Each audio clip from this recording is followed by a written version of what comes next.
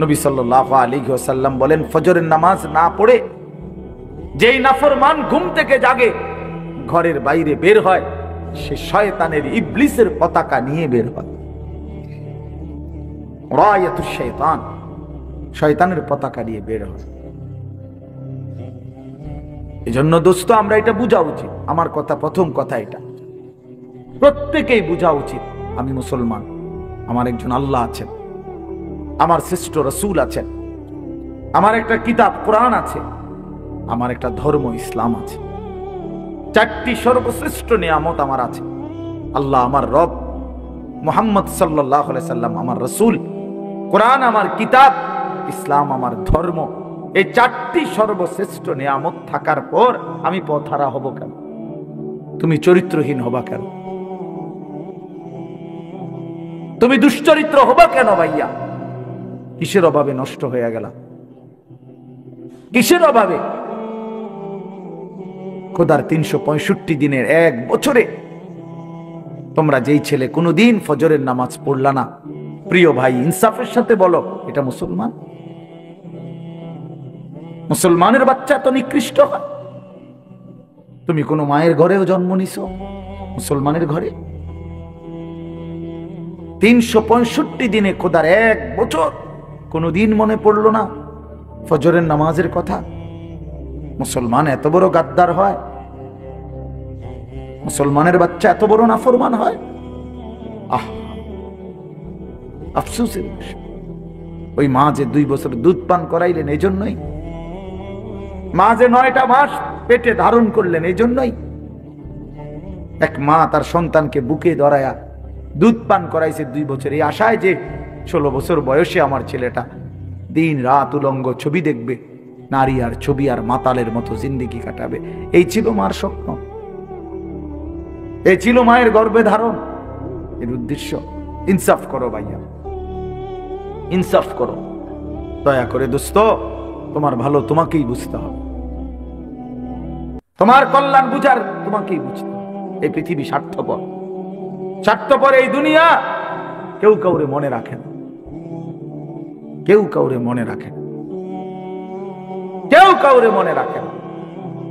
এই দুনিয়া, আমার যেদিন মৃত্যু হবে সেদিনও পৃথিবীতে আলো উঠবে, সূর্য উঠবে। এই রং তামাশার, এই দুনিয়ার ব্যস্ততার, এই ফুর্তি চলতেই থাকবে, কিন্তু আমি কবরে চলে যাই। এজন্য আমাদের প্রত্যেকেই এটা ইনসাফের সাথে ভাবা উচিত। অনিবার্য এক বাস্তবতা, প্রিয় ভাই, চিরন্তন এক সত্য যে আমাকে মরতে হবে।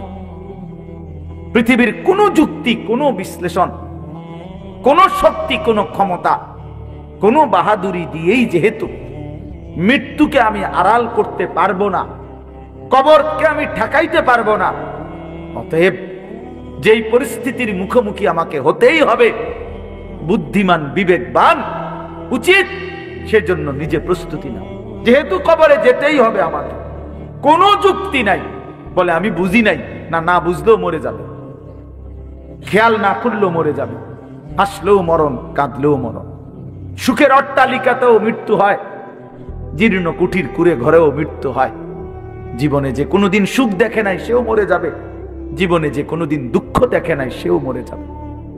তাহলে ভাইয়া বাপ, যে মৃত্যু আমাকে বরণ করতেই হবে, যেই কবরে আমাকে যেতেই হবে, কোনো ফাঁক ফুক নাই, কোনো সাইড নাই, তাহলে তার জন্য প্রস্তুতি নেওয়া, তার জন্য বাবা যে সেখানে আমার কি হবে, সেখানে আমাকে কি করতে হবে, খোদার কসম এতটুকু বিবেক বুদ্ধি খাটানো, এটা একটা সুস্থ মানুষের দাবি, সুস্থতার দাবি, এটা ইনসাফের দাবি, বিবেকের দাবি। এতটুকু বিবেক যদি কাজ না করে, ধরে নিতে হবে তার আকলই নাই, দিমাগই নাই, দিমাগই নাই। এজন্য কুরআনুল কারীমে আল্লাহ তাআলা বলেছে, নাফরমানের দিল আছে কিন্তু কিছুই বোঝে না, নাফরমানের কান আছে শোনে না, চোখ আছে দেখে না। এজন্য আল্লাহ তাআলা বলেছেন, উলাইকা কাল আনআম, নাফরমান এক ধরনের জানোয়ার। প্রত্যেক পাপী হলো এক ধরনের জানোয়ার, নাফরমান জানোয়ার বেটা। আনআম চতুষ্পদ জন্তু, কারণ যার বিবেক কোনো কাজ করে না। বানানেওয়ালাকে চেনে না, সে চিনল কি? সৃষ্টিকর্তাকেই যে বোঝে না, খোদার কসম সে কিছুই বোঝে না, কিছুই বোঝে না। যার আল্লাহ নাই তার কিছুই নাই। আল্লাহকে হারিয়ে সব পেলেও কিছু পায় হয় না, আল্লাহকে পেয়ে সব হারালেও কিছুই হারায় না।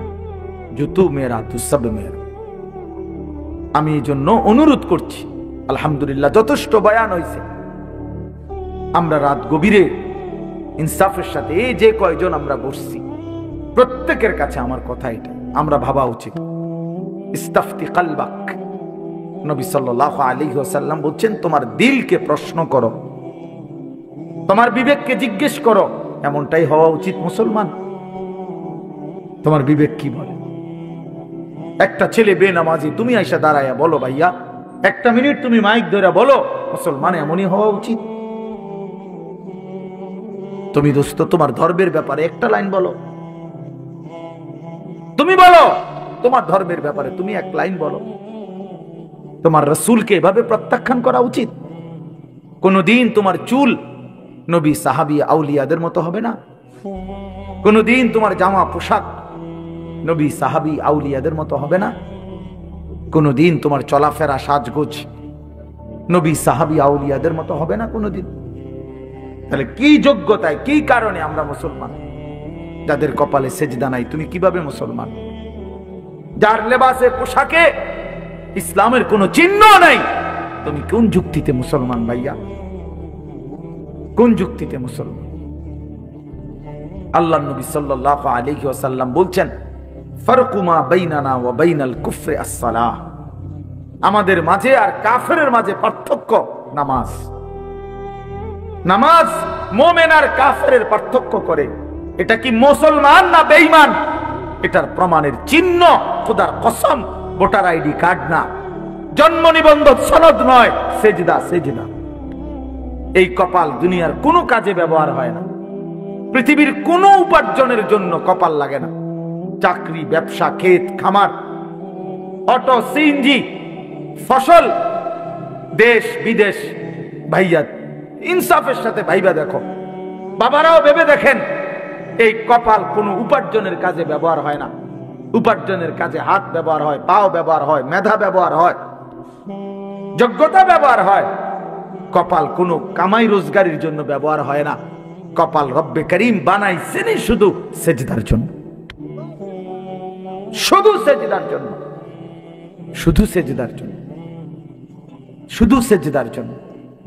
এই জন্য যে কপালে সেজদা নাই ওইটা মানুষের বাচ্চা না।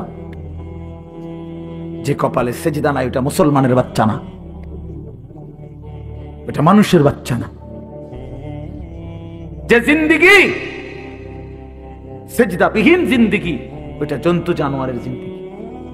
কোরআন শরীফে আছে, কোরআন শরীফে স্পষ্ট আছে, সূরা আরাফের মধ্যে আছে। আল্লাহ বলছেন, ওয়াত্তাবা হাওয়াহু ফামাসালুহু কামাসালিল কালব। প্রিয় বন্ধু শোনো মিয়া, আল্লাহ বলছে মনের ইচ্ছা মতো যে চলে, মনের চাহিদার যে অনুসরণ করে। কেন নামাজ পড়ো না? তোমার মন চাইছে দেখে পড়ো না। কেন সারা রাত নারী দেখলা, ছবি দেখলা সারাদিন?